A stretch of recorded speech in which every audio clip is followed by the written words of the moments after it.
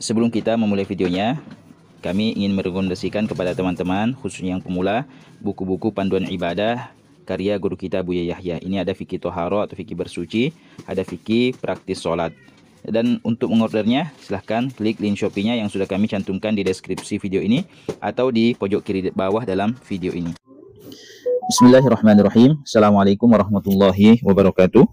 Alhamdulillah, wassalatu wassalamu ala rasulillah, Sayyidina Muhammadin wa ala alihi wa ashabihi wa man tabi'ahum bi ihsanin ila yaumiddin, amma ba'd.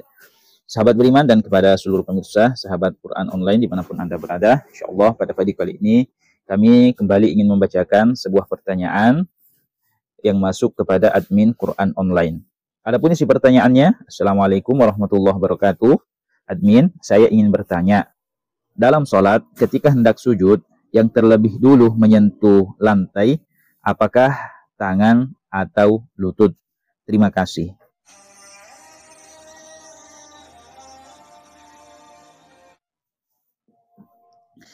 Waalaikumsalam warahmatullahi wabarakatuh. Kepada saudara atau saudari yang bertanya, dimanapun Anda berada, ya, jadi dalam masalah ini itu bebas ya. Ya, boleh mendahulukan tangan dulu, baru kemudian lutut, atau sebaliknya, lutut dulu, baru kemudian tangan. Kelompok yang pertama, yaitu yang mendahulukan tangan kemudian lutut, ini adalah pendapatnya Al-Imam Malik dan Al-Imam Al-Auza'i. Ya, adapun hadis yang menjadi dalil mereka, yaitu hadis yang bersumber dari sahabat Abu Hurairah radhiyallahu anhu yang menyatakan bahwasanya Rasulullah shallallahu alaihi wasallam bersabda, "Idza sajada ahadukum fala yabruk kama yabrukul ba'ir wal yadhu' yadayhi qabla rukbatayhi." Yang artinya, apabila salah seorang di antara kalian bersujud, janganlah ia menderum seperti menderumnya unta. Wal yadhu' yadayhi qabla rukbatayhi, dan hendaklah ia meletakkan kedua tangannya terlebih dahulu sebelum kedua lututnya. Hadis ini diriwayatkan oleh Al-Imam Abu Dawud, Imam Tirmidzi, dan Imam An-Nasai.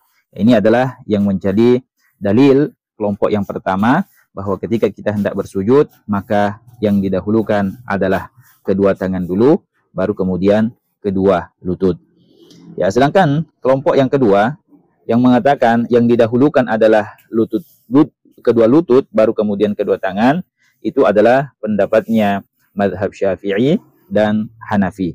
Ya, adapun hadis yang dijadikan sebagai dalil mereka, kelompok yang kedua ini, yang mengatakan kedua lutut dulu baru kemudian kedua tangan, adalah hadis yang diriwayatkan sahabat Wa'il bin Hajar yang mengatakan, "Ra'aitun Nabiyya sallallahu alaihi wasallam idza sajada wada'a rukbatayhi qabla yadayhi." Ya, saya pernah melihat Rasulullah sallallahu alaihi wasallam apabila beliau bersujud, beliau meletakkan kedua lututnya sebelum kedua tangannya. Ya, ini hadisnya diriwayatkan oleh Al-Imam Abu Dawud, Al-Imam At-Tirmidzi, Nasai, dan Ibnu Majah. Ya, jadi hadis yang inilah yang menjadi dalil kelompok yang kedua, bahwa ketika kita bersujud, yang didahulukan adalah kedua lutut, baru kemudian kedua tangan. Ya, jadi kesimpulannya adalah kedua cara tersebut di atas adalah benar.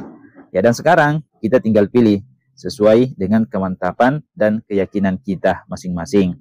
Nah, hanya saja ulama kita menghimbau, khususnya kepada teman-teman yang berada di Indonesia, yang mana di Indonesia itu mayoritas bermadhab Syafi'i, agar kita mengamalkan cara yang kedua, yaitu mendahulukan kedua lutut dulu, baru kemudian kedua tangan, ya, sebagaimana pendapat Al-Imam Asy-Syafi'i.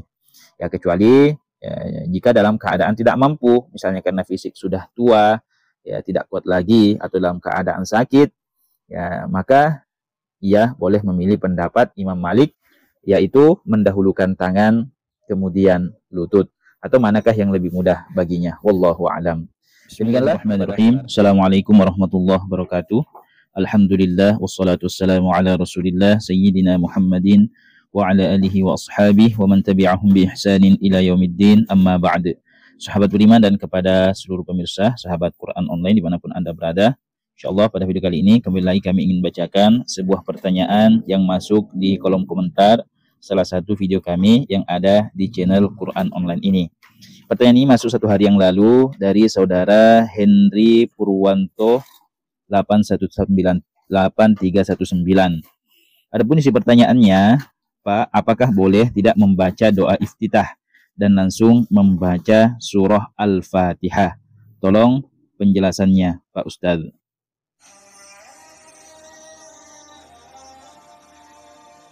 Ya, Waalaikumsalam warahmatullahi wabarakatuh kepada saudara atau saudari yang bertanya dimanapun Anda berada.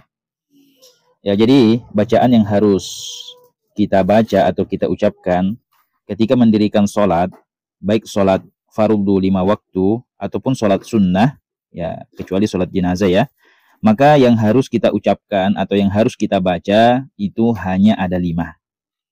Ya, kelima bacaan itu disebut dengan istilah rukun qauli, rukun sholat yang berupa ucapan. Ya, bacaan sholat selain daripada yang 5 itu hanyalah merupakan pelengkap atau sunnah-sunnahnya sholat. Ya, adapun kelima bacaan yang merupakan rukun qauli atau rukun yang berupa ucapan tersebut adalah yang pertama takbiratul ihram, yang kedua suratul Fatihah, yang ketiga bacaan tahiyat akhir atau mengucapkan tahiyat akhir, yang keempat mengucapkan sholawat kepada Nabi setelah membaca tahiyat akhir, dan yang kelima adalah ucapan salam yang pertama. Ya, hanya kelima inilah yang merupakan rukun sholat yang berupa ucapan. Ya, jadi apabila kita sudah mengucapkan yang 5 ini, maka walaupun kita tidak mengucapkan bacaan-bacaan yang lainnya, ya insya Allah itu sholat kita sudah sah. Nah, jadi kepada saudara atau saudari yang bertanya, ya, bahwa ternyata bacaan doa iftitah itu tidak termasuk dalam 5 daftar rukun sholat yang berupa ucapan atau bacaan tadi. Ya, jadi jawabannya adalah bahwa ketika seseorang sholat dan tidak membaca doa iftitah, maka itu tidak menyebabkan sholatnya tidak sah. Ya, tidak menyebabkan sholatnya tidak sah, hanya saja dia tidak mendapatkan pahala kesunnahan membaca doa iftitah. Ya, beda kalau yang ditinggalkan atau yang tidak dibaca, ya salah satu dari yang 5 ini. Ya, apabila ada seseorang yang sholat tidak mengucapkan salah satu dari yang 5 ini tanpa ada uzur, maka sholatnya dianggap tidak sah.